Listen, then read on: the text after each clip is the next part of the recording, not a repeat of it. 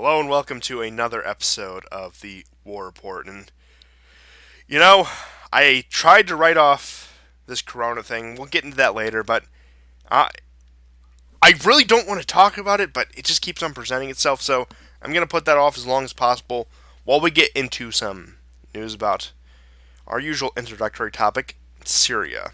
So it has been a long week in Syria. Now I want to preface this with South Front, who we get a lot of our news from, believe me, a lot of it, uh, has been doing a series where they do a retrospective war diary on the Syrian civil war. The past couple episodes they put out were February 2016 and March 2016, and that was something. Like, just to put things in perspective, what we saw with Turkey last week definitely had the potential to escalate into a much more heated conflict. But the losses the Syrians were taking just 4 years ago, even 3 years ago, nothing compared to what we saw over the past few weeks in Syria. And honestly, that video made me the most thankful I was for Trump's election I have been in quite some time. Knowing that if Trump was not in there, you probably wouldn't be looking at this map as it is today. So I don't know how much stock our audience puts in Syria. I imagine probably a lot more than the average person does. But in terms of the stability of Syria, and of course all the issues that would affect, would that be migration or American foreign policy, that right there, I'd hate to say it, but in large part is thanks to Trump. That map right there. Well, I mean, Hillary did promise, and it was just weeks before election night in 2016 that she would create a no-fly zone, which is ironic because everyone claimed shortly before election night and almost in perpetuity thereafter that Trump would cause World War III, forgetting instantly that it was their candidate, or the lesser of two evils, or the first woman president, however you want to term it, that was basically suggesting that America would just force a no-fly zone on Russia, in a country that Russia is aiding through diplomatic means, because they were invited to assist them militarily. So it did pave the way. I mean, there have been skirmishes. There have been times where America has obstructed Russia. It could have gone even faster if America had never gone in. But in any case, I agree with you. It could have been far worse. So, yeah, looking at those old videos, you see parts of Aleppo that, like, daily bombings, huge civilian casualties, even after they retook Aleppo, which had. I mean, it's even heavier than the stuff we used to see around Idlib, which you can tell calmed down with some of the quote unquote ceasefire they had, but it made Idlib look like a joke. Exactly. I remember them going into it, Aleppo, and gaining all this ground, then suddenly losing everything almost everything that they had gained, like 60-70% of it, and then having to regain it all over again. And I was literally biting my nails, like wondering does this war even have an end, right? And you look at Aleppo and Damascus now, not to mention, dozens of smaller towns. Palmyra, Homs, Yeah, Hama, all these ones you can see on the map right here. that's right. And some were, of course, besieged for years. Supplies had to be flown in. Literally like modern day warfare meets medieval siege, where there was one town, I believe, close to the Euphrates, where it was besieged for 5-6 years before Russia ever got there. Before it was liberated. So all these kind of tactical missions had to be done just to supply them. and not have their jets or helicopters knocked out of the air as they move supplies in to stop the advance of ISIS taking another town. And so, yeah, it's. I mean, if you consider that Kurdish and Syrian relations now have probably never been better, not that they're ideal. Never been better, believe me. Believe me, the best friendship ever. So, if you consider that they're essentially on the same side, they've stopped now the second or third time, definitely two times. American patrols guarding the oil have been stopped both by Syrian forces and local Kurds. So they're essentially, more or less on the same side. So you can look at that area north of the Euphrates in that yellow, peach color, orange color as, essentially along with the rest of Syria.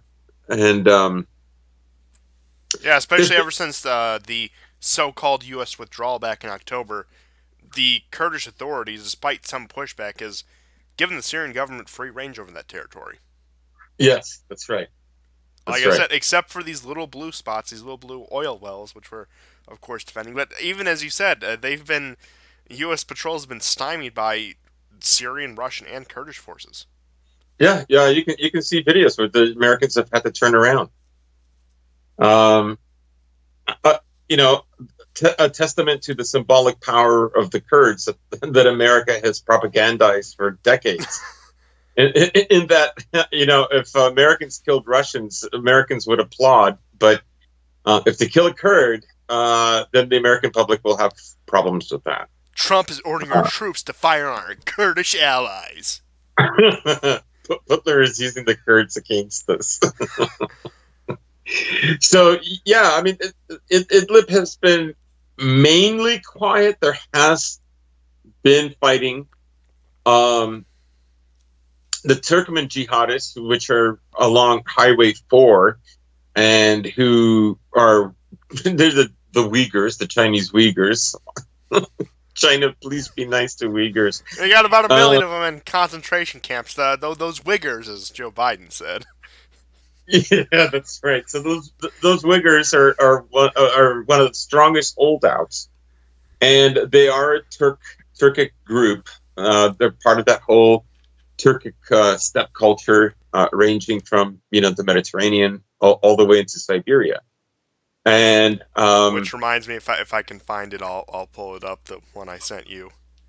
But continue. Yeah, and so they don't consider themselves part of the ceasefire, and neither does their Al-Shamam. You know who I mean? Yeah. So these two terrorist groups, basically, or two jihadist groups, don't consider that the ceasefire applies to them, which means we're going to see conflict in a very real way, probably within a week or two. But the real story, I think, with Syria is Erdogan's actions, and that is, now Turkish losses in Syria have been far greater than 34 who got blown up by either Syrians or Russians, depending on who you're listening to. I would prefer it was both a team effort. Teamwork makes the dream work. In any case. Yeah. So it's basically his retaliatory action. In a sense, he gave up, that he really couldn't win in Idlib. And forcing, there are videos of people being forced to go, migrants being forced to go to the Greek border. We'll get into that. However, his essential plan was, I'm going to make it so painful for Europe that they'll have to help me in Syria. That's his ultimate goal. His ultimate goal isn't to, whatever billions he's getting to take care of these 3.5 million refugees is important, but his objective is actually to create a kind of semi-autonomous state within Syria that uh, that he can influence, so that he has a constant effect on Syrian politics, Syrian day-to-day life. That's what they want. They want basically like a perma war, and they want that region to remain so, including that region that was agreed upon in the Kurdish held area, not to mention Afrin and so on. So, so obviously this is what he wants. He wants a chunk out of it, but he would probably give them, or he was, I'm sure, hoping for some kind of semi-autonomy, in the sense that way he wouldn't be completely beholden to them, and he could, evade the kind of complex relations that are going on there. But at the same time, the populace would be so dependent on him. So it would be, in essence, it would be plausible deniability should certain insurgencies occur, and so on and so on. There would be an alibi because it wouldn't be Turkey proper, and that it's unfinished business. So that hasn't happened, and he's not making progress. The Syrians are not willing to back down. So, lo and behold, he's in a meeting today with Stoltenberg of NATO, and Stoltenberg essentially didn't say very much, only that, essentially Turkey no NATO country has suffered as much as Turkey because of this war in Syria, and so on and so on. And I wouldn't refute that. It is a burden, but I would say that his words were not really definitive. They were not what Erdogan was looking for. Erdogan was implicitly saying he wants military help, though he used the words concrete and more substantial help in Syria, whereas Stoltenberg wanted to mention over and over, re-mention that NATO provides air support and will be providing air defense support, anti-air defense systems and so on. But the truth is, Turkey isn't being bombed. Nobody's bombing Turkey, right? The war is happening in Syria. His soldiers are dying on Syrian soil, and they have no right to be there. Yeah, that's again perfectly sums it up. And so this image I have on screen, that's the one I sent you a couple days ago. Yeah. Yeah. I think I've left it up long enough though.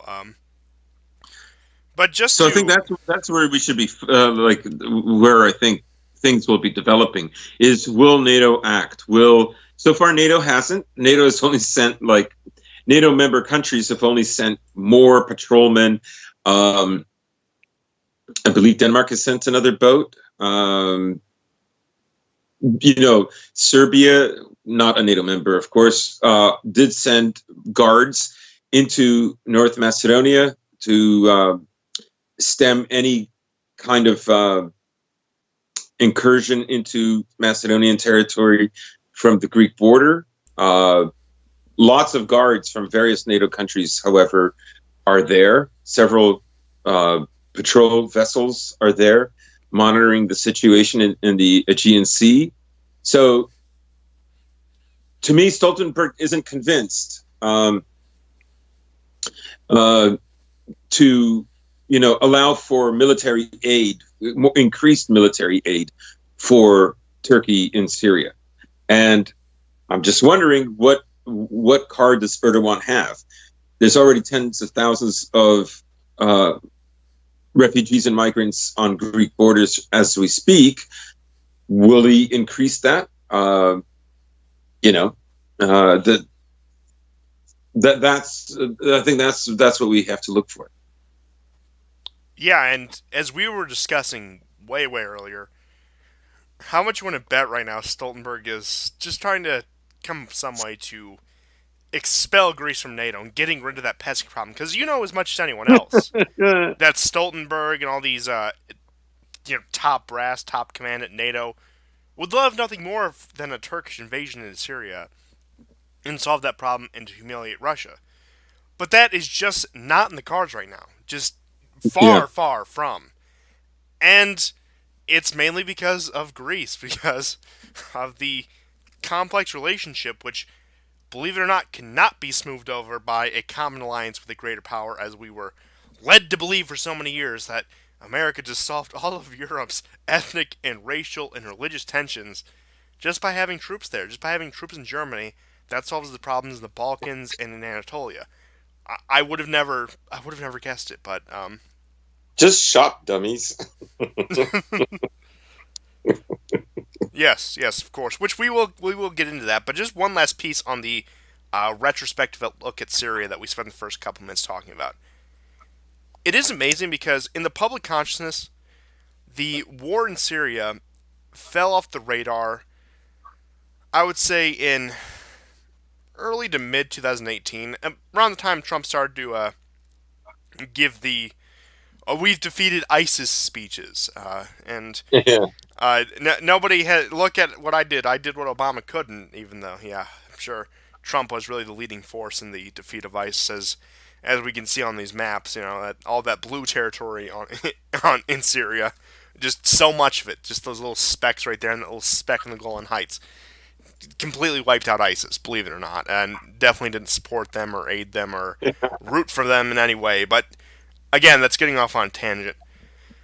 So it is interesting because a lot of people again haven't paid attention to Syria for what 2 years now, so they can pretty much believe anything you throw at them. That Turkey's operation is security. That the Kurds are these great and wonderful warriors, which of course are contradicting claims by admittedly different camps. I'll say that there isn't much contradiction when it comes to that kind of stuff.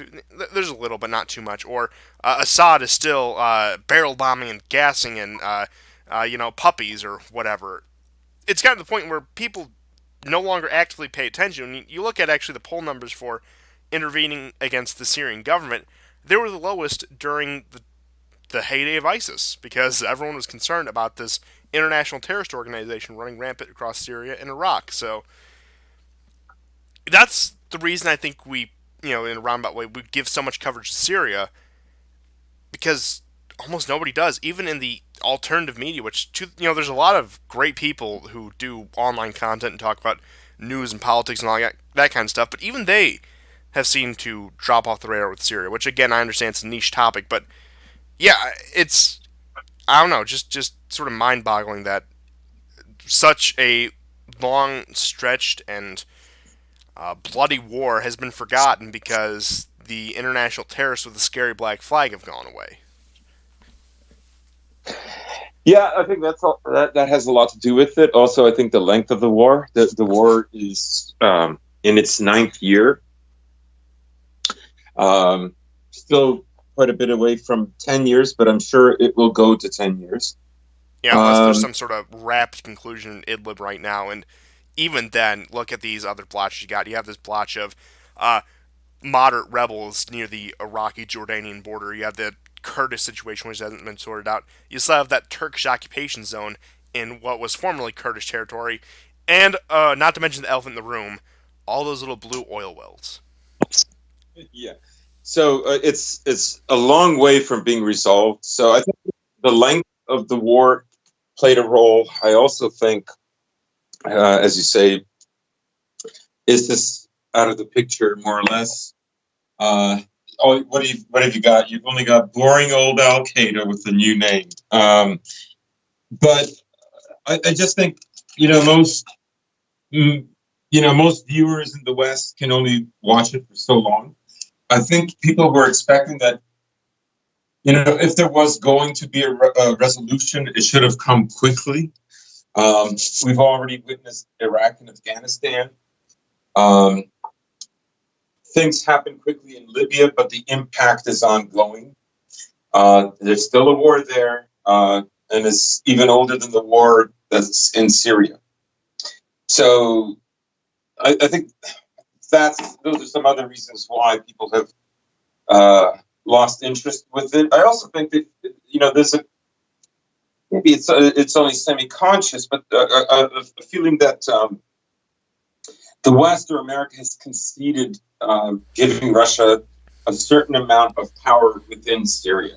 But it's not carte blanche. It's not whatever Russia wants, but it's more than they expected. And I think far more than what people expected after Ukraine. Yes, absolutely. And this is sort of again, there has been a sweeping under the rug of Syria, not only because ISIS has been defeated and the public's lost interest, but also because it's a testament of failure. Assad should not be in power Right. today by all logic. He should be with Saddam and Gaddafi and should not exist anymore. You look at all these different situations, the fact that Syria is still standing, even the fact that they stood so long without direct foreign intervention from Russia, is a testament to the impotence of American foreign policy. Right. And America could have gone in. America could have gone. They could have sent several, tens of thousands of troops and might have resolved it more quickly. They had just completed that in Libya. So what was it? I think the threat of Russia involving itself, if America should do that, was something that America was considering. I think they knew that Russia was not going to, though Russia was, I believe, informally against the war in Libya. Nothing I think more than diplomatic protest, though. Yes. Russia wasn't going to act on it. And I think I think the fear that Russia might act on American military presence and American military escalation in Syria was probably the deciding factor. Also, even with Russia out of the picture, the track record is bad. Russia wasn't there in Iraq. It wasn't there in Afghanistan.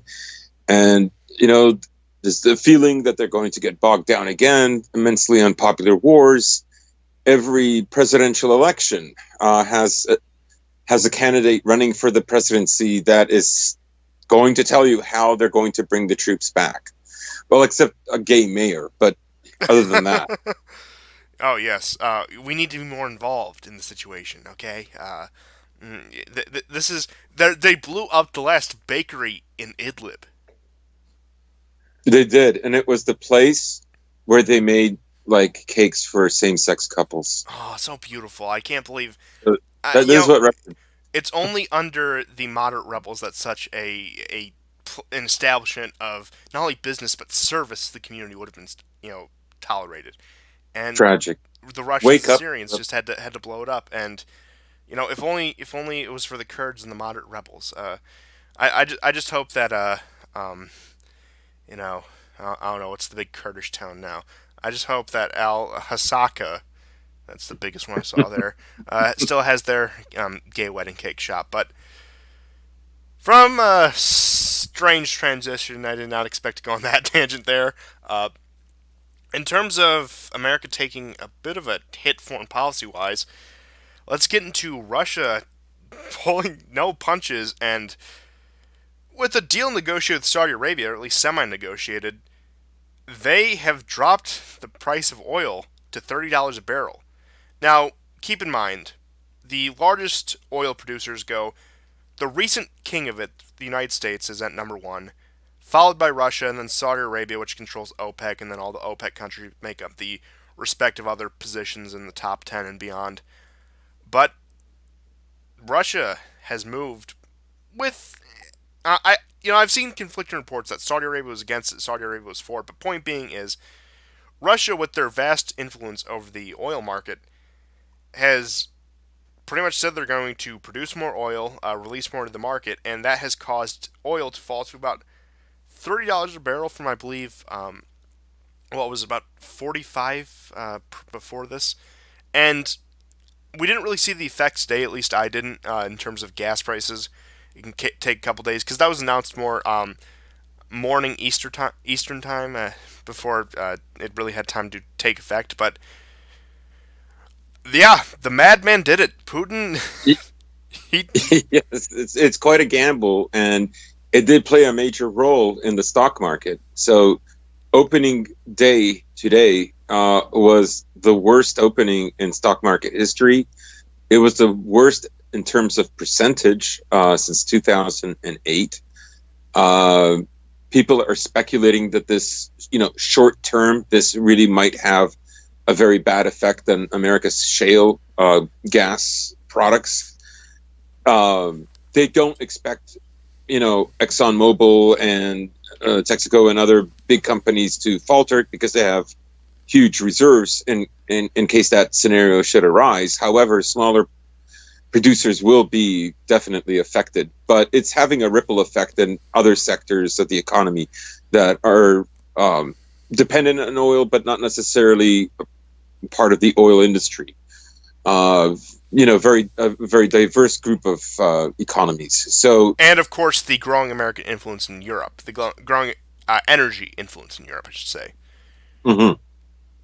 So I would think that Russia is very upset with the sanctions that were imposed by Trump on Nord Stream 2, and this is a retaliatory act. It's also an act of perhaps necessity. Um, Putin's right hand man in Rosneft, for a while, he, along with some other oil tycoons in Russia, have wanted to expand markets, and Putin has basically reined them in. And they see this as an opportunity to expand. I would say another bone of contention is with American sanctions on Venezuela and hampering oil production in Venezuela. So, Not to mention Iranian sanctions. yes. So, yeah, I would say now Russia has over like $150 billion if they want to buoy up the ruble, which has taken a massive hit. It's down to what it was in 2014 levels. Um, I think it's a little early to tell. However, Russia did rebound after 2014. Uh, it will probably do it again, and it has been preparing for a Western economic slowdown for some time now. So maybe the fall, the drop won't be such a harsh one. Um, but I think markets, especially with reference to Corona, are definitely being affected. That is the major catalyst right now. Um, yeah, that's all I've got on the developments with Russia with reference to the oil wars. Now, I'm glad you said that because I have a little more to add, but I want to do a little audience participation. And if I'm airing this live, you can put this in the chat. If not, you can put it in the comments. But I'll give you a little bit to respond. I'm going to read to you two headlines, and I'll let you take your guess. But you might know one of them because you sent one of them to me. But I want the audience especially to take a guess. So one of these headlines is Russia appears unprepared for market chaos in parentheses again, and the other headline is Russia adapting to sanctions leaves economy in robust health. Guess which one is the South Front headline? Now give it a minute. Give it a second. Ah, do you want me to guess? In a second. Okay. Okay. Take your guess now. I think the audience has had enough time. The pessimistic headline, the first one, is the South Front headline. Yeah, which is sort of the opposite of what you would expect. The other one is from Financial Times, a um, very mainstream outlet, and you get this odd sort of media thing where this admittedly pro-Russian outlet, I don't think South Front makes any bones about that, is sort of blackpilled about this, whereas the mainstream media is blackpilled, but for different reasons, because they think this will be good for Russia. They think this is actually going to benefit their economy, and they think that this is going to harm Western economies, which, again, I can see the argument for people talk about the money Russia has in reserves. You just went over that, and Putin is definitely taking a gamble uh, on a much larger scale than admittedly Salvini did, but I understand the position that, yeah, the energy tycoons are probably putting pressure on him, and now would be the best time to act than ever. And people have been speculating. Putin has been waiting to spring this to a time when the Western economies were in relative weakness. So between coronavirus and the stock market and everything, especially with the United States economy, especially with the American energy sector, combined with the sanctions on Nord Stream 2, I would say if there was any time to do it that would hurt Russia the least, I'm not even saying it would benefit them, but hurt them the least, it would be now. Well, yeah, I think that's a very good point. Um, like I say, an economic slowdown all across the board in the Western world and further afar is going to have negative consequences for Russia as well. I think Russia is figuring out a way for the impact to be least dramatic for them, and so they're playing the long game here.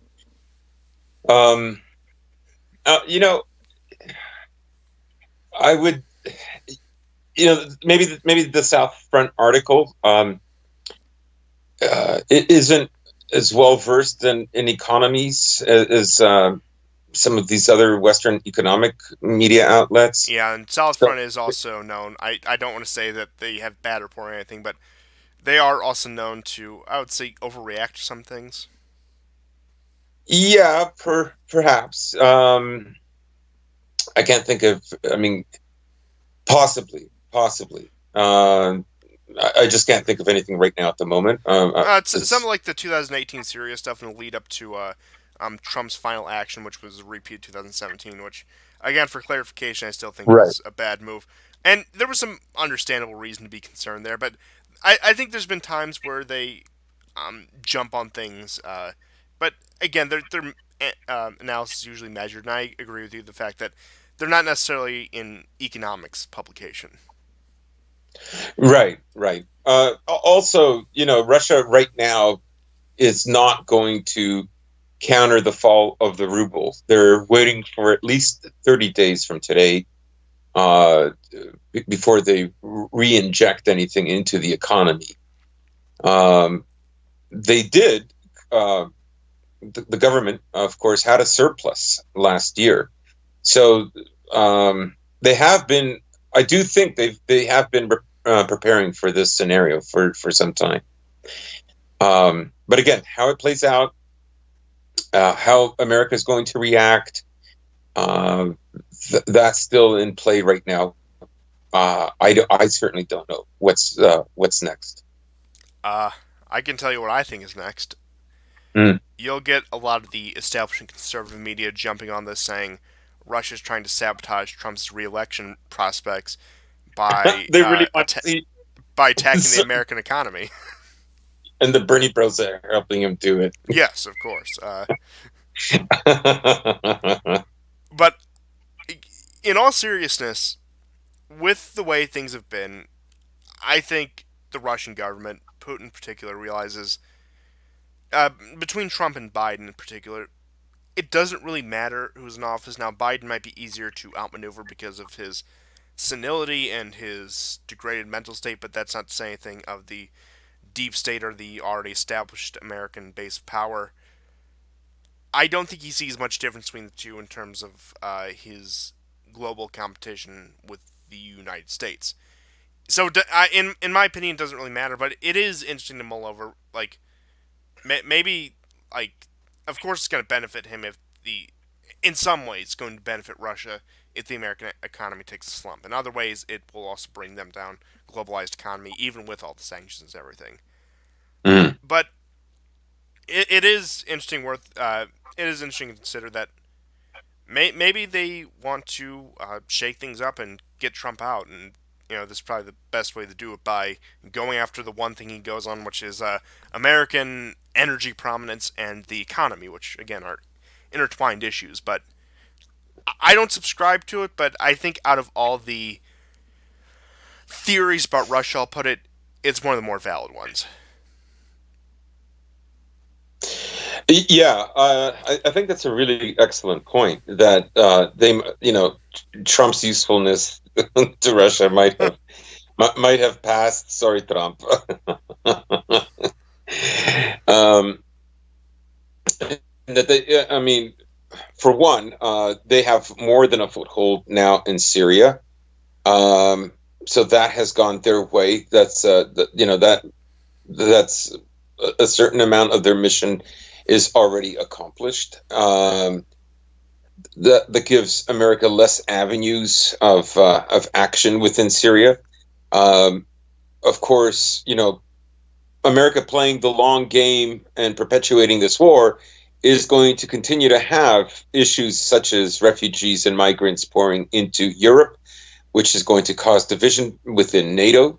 I believe that has already started. And I mean, this is just one of the latest.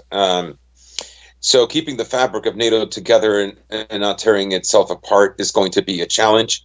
Uh, you know, even if America should increase its presence in Syria, it will take years, short of some kind of a collapse in Russia, for them to be successful. All that said, um, there would probably be in Syria factional warfare that would go on for another 10 years, and that would impede the building of all those pipelines that were envisioned that would cross over from Iraq into Syria and into the Mediterranean. That is, those are one of the goals. So the longer that's delayed, the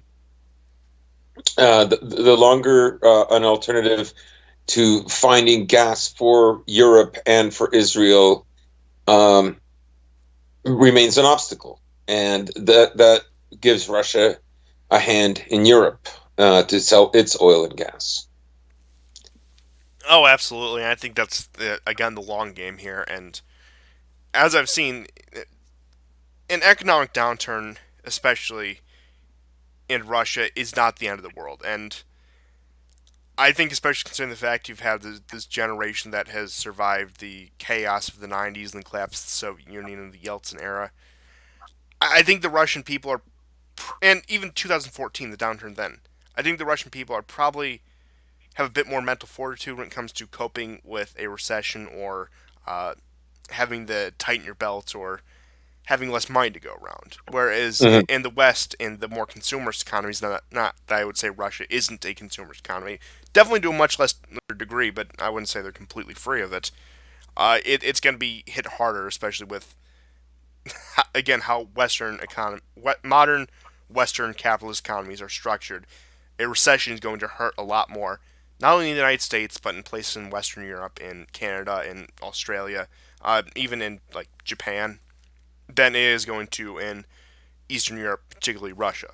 Now, again, I think there's a lot of. I would say Russia probably has a chance to come out better for this than they do worse. A lot of. I don't agree with a lot of the assessment that this is going to bring them back to the '90s. No, I think that they've shored up their economy enough where there will be hardship, but it will be survivable, and the standard of living won't decrease too much. And I guess we'll have to see the power of those reserves, especially in both the ruble and uh, pure gold and silver. We'll have to wait and see how that pans out. But this may long term actually play out to Russia, which does confirm a theory I've been chasing for a while. So, this is going to sound harebrained at first, but hear me out. Mm-hmm. In June of 2015, the United States Supreme Court legalized gay marriage. And after that, many many like of the old guard religious right said that this would be the end of America and that we would face divine retribution for this. Now, a lot of the liberals laugh that off, saying, "Oh no, we're better than we've ever been. Look, you're such a successful progressive country." Next year, well, let me start out first. Then, fall of 2015, Russia gets involved in Syria. 2016, Russia and Syria take back ground from ISIS. Iran grows in prominence in the Middle East. Crimea, the war in Ukraine, Crimea was before in 2014, but the war in Ukraine goes in Russia's favor, at least marginally. Trump gets elected. Trump shakes up the establishment, despite not taking many solid policy actions. He still throws a wrench into all of it. And then, all of a sudden, it seems like the American empire, NATO, all these institutions are on shaky ground. And then you see the Democratic field where your front runners are Bernie Sanders and Joe Biden. And I'm starting to subscribe to the theory that maybe there's something around, maybe there's some sort of forces outside of our control that are bringing down the American empire. Yeah, maybe God doesn't like Babylon. No, no, oh no. Yeah, you might be on something. It's like and we'll get into this with the coronavirus stuff and like where it's infected and where it hasn't infected. Now, of course, almost every major country has cases, but in terms of outbreak and containment, we'll have to wait and see. But I suppose that's as good a time as ever to get into it. And oh Yeah, boy, we were wrong. Yeah, yeah.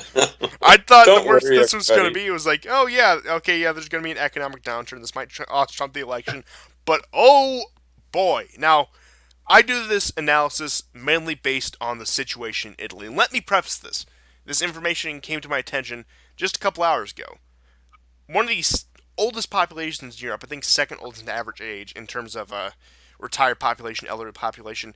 Italy is up there. They're a pretty aged population. People aren't having children, so and again, you look at the death toll. Most of the people who've died have, I think, the average age has been like late 60s through their 70s. So that is all stuff worth taking into consideration. But it has spread like wildfire, and they have shown that as they are woefully underprepared to respond to a crisis like this. Now, no surprise, the Italian state is dysfunctional, especially with their current government being the quote unquote with caretaker Conte in power. I like that. I'm gonna start calling him that. But yeah, they did not have proper response. And as you were telling me off the air, I mean, places like South Korea, they have drive-through tests where Italy can barely administer. 50 just in Seoul. Yeah, 50 50 just, drive-throughs just in Seoul. and that led me to the idea that in the United States, what we need to do is just give a coupon for a free Big Mac with every test. Just set them up Yeah. at McDonald's Mm-hmm. and Mm-hmm. give free coupons, like through the drive-through. Hell, even just give them like welcome to McDonald's. May I take your order? And you get a free coronavirus test. Yeah, large fries and a coronavirus test, please. And Canada could learn too. We could start to employ Tim Hortons to do the same thing that McDonald's would be doing. You know what? Let the red Chinese handle it the way they want to do it. We'll do it our way. This is From what we capital. mean when we say nationalism for all peoples. This is the epitome of it. We'll all have our own unique way of dealing with this crisis. Yeah, South Korea takes just drive-through tests. In America, maybe again, it's the Big Mac, or maybe in Canada, it's the temptation of a second-rate coffee shop. I don't know. I don't know. I'm not going to comment any further. I'm definitely not an expert on these cultures, but in all seriousness, Italy is on complete lockdown now. At first, it was only like some of the northern regions with like Milan and Venice and the major northern Italian cities, but Conte did, to his credit, give a full lockdown on the country. Now, this is. I'm not going to downplay how rapidly this is spread in Italy, but most of the outbreak has been concentrated to the north. Now, there's been cases in Rome, there's been cases in central and southern Italy, but most of it has been concentrated to the northeast of the country, the real financial hub of it. Uh, I hope Salvini's okay, but uh, but point being is, yes, the response was botched at first, but this complete lockdown may prevent it from becoming much worse and actually give them some time to respond. Hopefully, Europe will step in. Hopefully, Europe will do its duty. And Macron, who is just taking the black pill, saying it's unstoppable, there's nothing we can do. Uh, Doomer Macron. Doomer Macron, the 2020 Doomer French president. I want to see it. Somebody make it. Uh, but yeah, I hope a more well prepared European country steps in. I mean, this is also somebody brought up since it seems like coronavirus discussions are completely inseparable from economic discussions. Now that the entirety of Italy is shut down beyond necessary work and necessary travel, things just to keep the country functioning. So again, their country's operating on what could we would call at just any business a skeleton crew. What's this going to do to their massive debt that they've been putting off and negotiating with the European Union to stave off any default or any other economic crisis? We could be looking at a second Greece in this case if this gets bad enough. Right. The other thing worthy of mention is that although the outbreak in especially Wuhan, no new cases in 2 days. I know if you want to believe China, but the truth is it's also slowing down in South Korea as well. However, the death rate in Europe and America, for that matter, even though in America it's under 25 at this very moment. Mostly The death, confined to that one nursing home in Seattle. uh, sorry, I don't know about a home in Seattle. Sorry, I think there's like 22 deaths in the U.S. Yeah, but as I was saying, a lot of them come from that one nursing home in Seattle where there was an outbreak. Oh yes, yes, yes. I see what you. Yeah, yeah. Right. But there's been some cases in Florida as well. Anyways. But yes, that's a good point. Um, but you take Italy for instance. There's like 9,000 some odd infected, and we have 463 dead. It went from 14 to 463 in 2 weeks. So it's spreading, it's mutating, and its death rate now is at 5%. It's about double what it was in China, or almost double, but not quite. So it's above the 3% now. It's just barely shy of 5%, and which is odd because it seems like we've known about this since late December, early January, and it's not just America, but several other countries. Italy is another one. They seem to have been slow to act, and act would mean following an example more similar to what South Korea did, even though South Korea's numbers are quite high.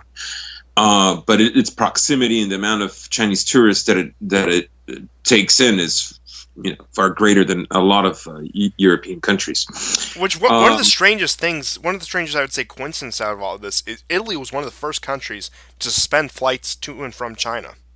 Yeah, I know it's very very odd. But there is a country that seems completely unaffected. 20 cases, no deaths. You know who hasn't died of coronavirus so far? A Russian. Huh. It really makes you think. I thought we weren't going to do conspiracy theories. Oh no, these are conspiracy facts. Okay, let's get that straight. Let's dispel any notion of this conspiracy theory. We only deal in facts here. Facts and speculation, mostly speculations, but facts sometimes no less. But yeah, it seems like everywhere. 20 cases. That's it. Yeah, and I imagine these are all localized to the major cities. Yeah, and it's 2 or 3 at least that have come from northern Italy. They were on vacation. No deaths as of yet, although I'm sure. Riddle me this: any confirmed cases in Vladivostok? No. Wow, right Yeah. on the border with Korea and China. Yeah, really, like CIA reset, more like KGB reset. I believe you mean GRU reset. Okay, like they've rebranded Yeah, since. yeah. I think we show some respect to the institutions. Yeah. But yes, it is strange how the Russians have been so unaffected by this. Now they shut down their land travel, and with a country so, especially recently intertwined with China in terms of economics, in terms of diplomacy, the fact that this hasn't struck them yet. Now, like I said, like you said, I'm sure this will get worse. I'm sure we will see Yeah. some deaths, more infection rate. But in terms of who's being infected, in terms of their quarantine measures, it seems like it has been like completely unaffected there. And you look at the epicenters, the places affected. You look at Italy, kind of the birthplace of the West. It's running rampant. You look at the Orient, it's running rampant. You look at the liberal empire in the United States, it's about to run rampant. Yet Russia's untouched. Yeah. Yeah, I mean, they did shut down their borders with China like literally in the first 2 weeks of January. They acted on this very, very quickly. Countries have to, there's a balance, right? So some countries don't have a great healthcare system, and if they underestimate the virility, how what's the virulent the outbreak is, they can have massive amount of deaths. Others can do the same. They have the same pitfall, even if they have a good healthcare system. That is, just being generally unprepared. And then there's people, there's countries that maybe they're very straightforward with themselves, and they know that their healthcare system isn't that great, and so they act on it very quickly. They know what they can and can't support and confront. So, the lockdown happens sooner rather than later. I know people are wondering, like, in Spain, for instance, schools have been shut down for like 2 weeks, including universities. Britain hasn't had any kind of steps like that. Macron has, barred any gathering of people of more than 1,000. We've already spoken about Italy. So none of these countries have anything quite what's happening, like what's happening in Italy. I think there's only 8 deaths in Germany. I forget exactly how many, but there's not very many in Britain. I think it's under 50 in France, and it's definitely under 70 or so in Spain. So far, Eastern Europe also seems relatively unaffected. There have been cases in Serbia, Greece, some other countries that I can't remember right now, but no deaths so far. Oh, Croatia is another one.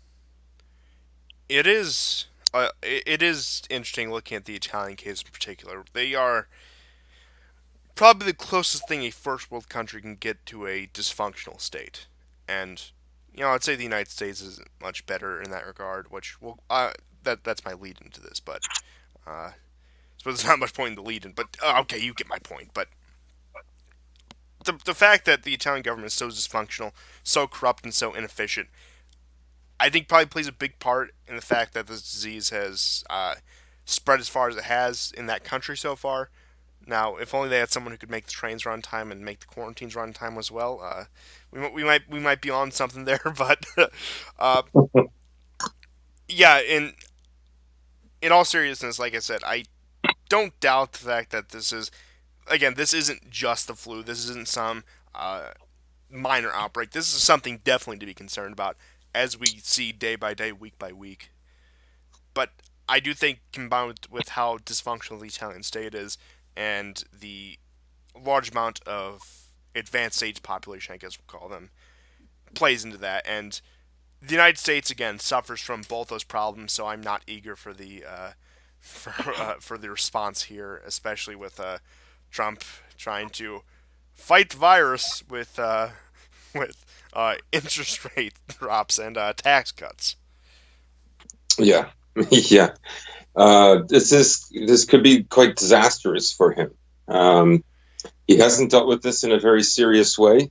Um, And like even jokingly to suggest that this is a hoax by the Democrats is just it's I a have bridge. a hunch. Yeah, it's all going to blow over. Like the economy is the strongest suit, and the economy is taking a hit. And I think him being not serious, I know it's a cliche now about this virus. He could be bringing on himself under the Hurricane Katrina, and it could all have been easily avoided. He could have outmaneuvered the media, which is beset against him. God knows America's had a lot of time to prepare over 2 months for this. considering its many industrial ties and business ties with China, it would have been the right thing to do. Of course, the media would have complained that this was creating a panic, and he's over. But a lot of these voices that we heard a few weeks ago, and even up until last week, about basically they're afraid of how is this going to affect global homo, like how is this going to affect the ideology of open borders, open business. As soon as the death toll starts to increase, as soon as the death rate starts to increase, these people become very quiet. They go back into the woodwork, and I'm just suggesting that the same thing would have happened. More. Yeah, the same thing would have happened with Trump. Trump would have been vindicated, and the media would have had to have taken the loss. They would have had to backpedal and explain, well, this is what we meant, and so on and so on. But he hasn't done that, and I think it's to his detriment. Yeah, and this is something even Trump of 2018 would have done. Right. Yeah, and it would have been one thing that would have unified. He split us and everything else, but at least he did something about this. Yeah, to give an example, it would have been like 9/11 or the Bin Laden raid, where the entire country is like, you know what, whatever you think of Trump, we can all get behind this. Right. But yeah, I mean, not only from a leadership perspective, but also from an electoral and political perspective, he blew it. Yeah. Very much. I'm hoping that the state governments, which usually seem to be a little bit more functional, have a better response to this. For example, my own governor, Mike DeWine, which I have no problems with. But the state of Ohio, it seems like we have the only 3 confirmed cases which are in quarantine. So I can, again, the confirmed cases, you can always assume there's probably way more than that. But again, at least limiting the spread of the people we know. So yeah, hopefully again, local and state response is better. Community-based responses are better. That maybe we will get a situation where employers are forced to give paid time off to people to self quarantine. That's been tossed around actually in a I would say more than passing sort of way. The fact that that may actually happen if this gets bad enough. Now I think it would take it getting a lot worse or the panic getting a lot worse for something like that to happen. But I wouldn't be surprised if again we get internal travel advisories. And for example, don't travel to California or New York, which are again probably the 2 big places that are gonna be hit hardest by this. Or don't travel to Washington State. I could definitely see them taking that in that direction. And again, I've never thought this is going to be the world-ending plague. I did buy into the it's just a cough, just the flu thing at first. And my concern grew to, yes, this is taking on the economy.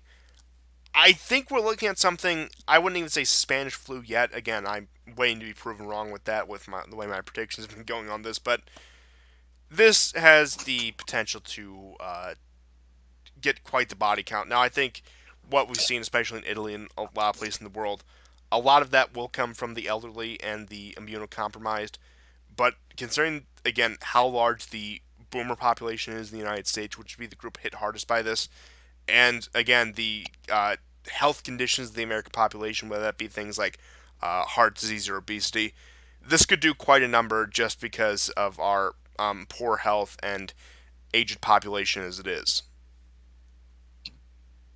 Yeah, I mean, you'd think that Biden would be more on top of his game. I mean, this is his demographic. That's okay. I have to stop. That's not in good taste.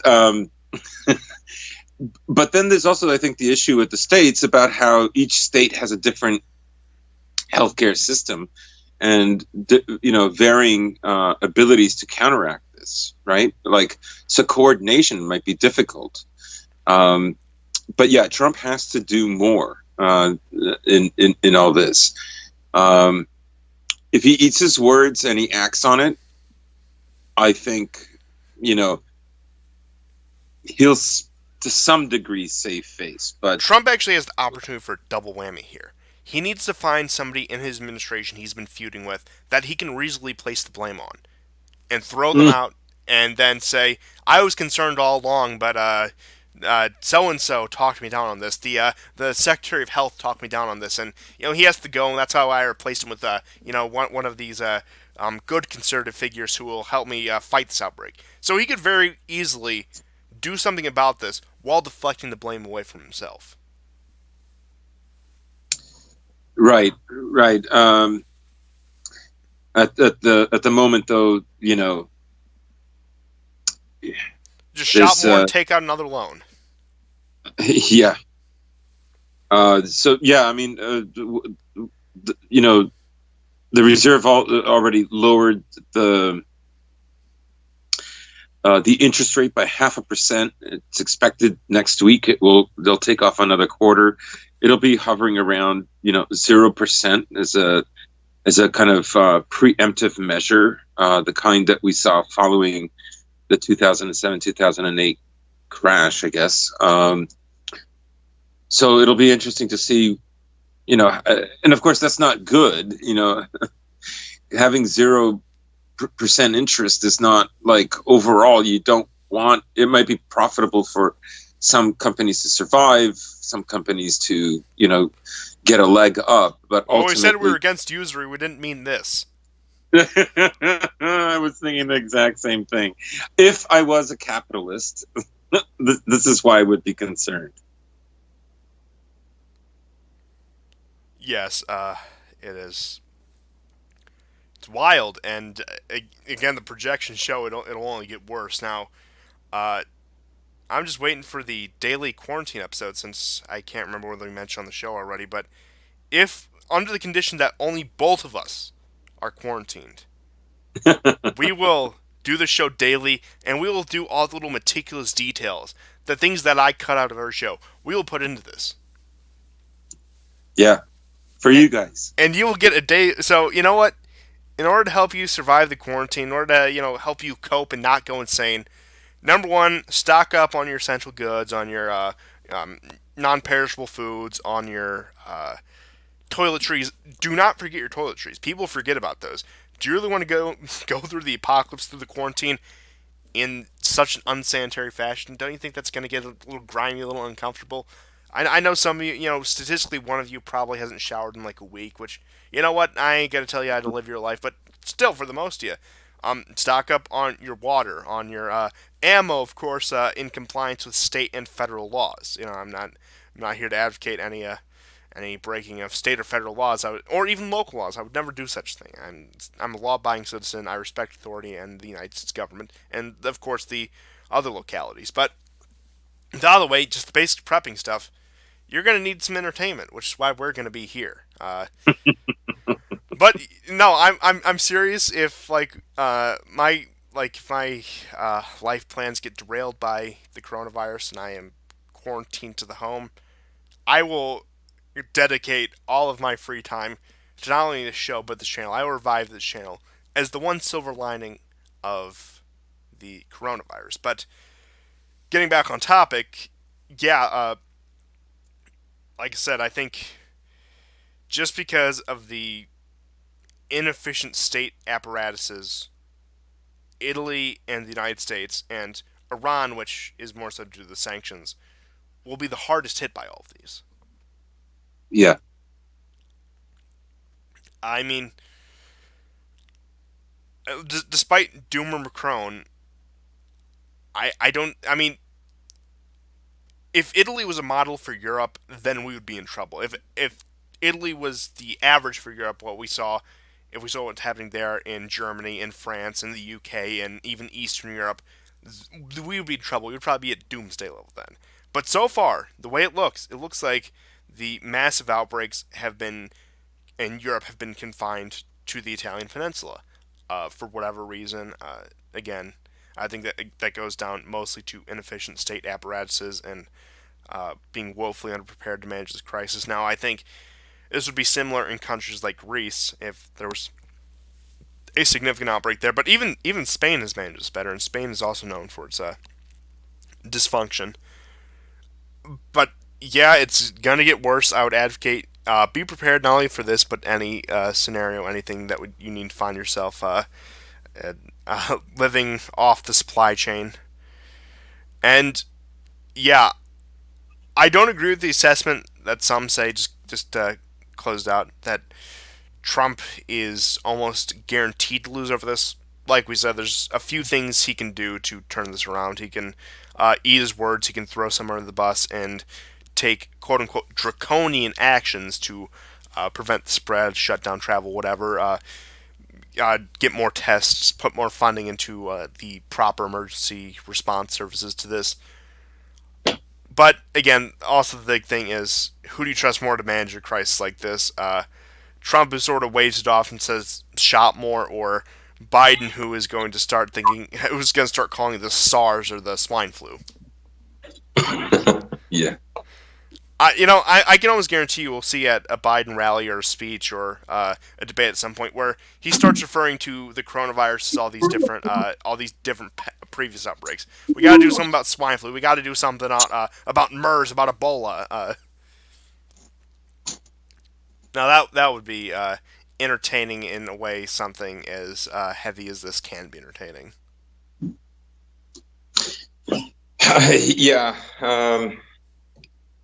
I think we have to see what the rates are going to be in the coming week. Are they going to continue to escalate at the rate that they are now in Europe and in America? Well, I think the big most thing this certainly hinges they will. on is the Italian internal travel lockdown. We'll see what that does to the rates, and I think that'll give us a more clear picture of what we're looking at. Yeah. Uh, I tend to be on the more sunny, optimistic side, as it may come to a surprise to many of you. But I think with the lockdown, we're not going to see complete stop because, again, all the unidentified cases, everything like that, are probably going to take their toll. But I could see this slowing down Italy, and again, hopefully somebody in Europe, European Union, whatever, hell, even the Russians at this point, send them medical aid so they can administer proper tests to their population. Because, again, South Korea can do it. South Korea is comparable to a lot of Western countries, despite being an Asian country. Japan has it under control. Even China at this point has it under control. Iran, I'm sorry, but I don't think it's going to get much better than them just because of the absolute implosion of their healthcare industry. Uh, but all these other major industrialized countries have it under control. So I'm hoping that we could have the same happen here as well. Yeah. Yeah, hopefully they act quickly. I don't see any signs of it right now, but he has to move quickly. And forget the election. He just has to do this. Yeah, Yeah. this is beyond like this. Like One, not to boomer post too much, but I'll just close out with this. This is honestly beyond politics. This is a crisis situation. I know that gets thrown around a lot, but this is the first time since, again, I would say this is probably on par with 9/11 in terms of crisis. Yeah, and the population density of America is pretty high. It's much higher than it is just about anywhere in Europe, save London. And they're not they're not acting on it quickly enough at the moment. Well, just to leave you with this, West Virginia has no confirmed cases so far. So, if any of you would like to join me in writing this out in Appalachia, just make sure you get tested for it and feel free to join me. Yes. Because I think that might be the best plan as of now, unless we're all going to try to flood into Russia, which